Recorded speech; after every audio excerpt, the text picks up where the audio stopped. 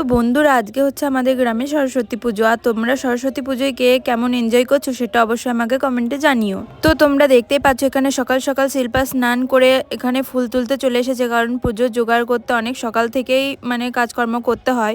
তো আমি তো চান করতে পারিনি, অত সকালে উঠতে পারিনি। তো তারপর দেখো আমিও এখানে রেডি হয়ে চলে এসেছি, আর এখানে দিশারও ফাইনাল লুকটা তোমাদের সাথে শেয়ার করে দিলাম। আর এখানে দেখো শিল্পা সবকিছু জোগাড় করে এখানে শিল্পাও ফুল রেডি হয়ে গিয়েছিল। তো আমার একটা মিষ্টি বুঞ্জি তোমাদের এখানে পোজ দিয়ে দিল। তো তারপর আমরা ঠাকুরতলায় চলে এলাম, আর তারপরেই দেখো এখানে আমরা সবাই মিলে ঘট ভরতে যাচ্ছিলাম। আর এখন ঘট ভরতে গিয়েও একটা ভিডিও করে নিলাম। তারপর এখানে অনেক লেট করে পুজোটা শুরু হয়েছিল, আর আমরা বসে আছি যে কখন কলেজ যাব বলে, কারণ আমাদের কলেজেও অনেক বড় একটা ঠাকুর হয়েছে। তো সেটাও তোমাদের সাথে অবশ্যই শেয়ার করব, সেই ভিডিওটাও আমি করে রেখেছি। আর এখানে দেখো ছোট ছোট ভাইরা মিলে কেমন পুষ্পাঞ্জলি দিচ্ছে, আর এখানে পুষ্পাঞ্জলি দিতে গিয়ে এত মজা হচ্ছিল যে কি বলবো। আমি তো দাঁড়িয়ে দাঁড়িয়ে একবার হাসতে হাসতেই পেট ব্যথা।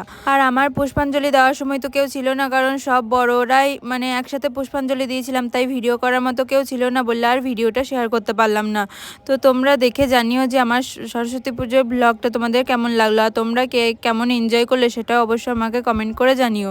তো চলো গাইস, টাটা।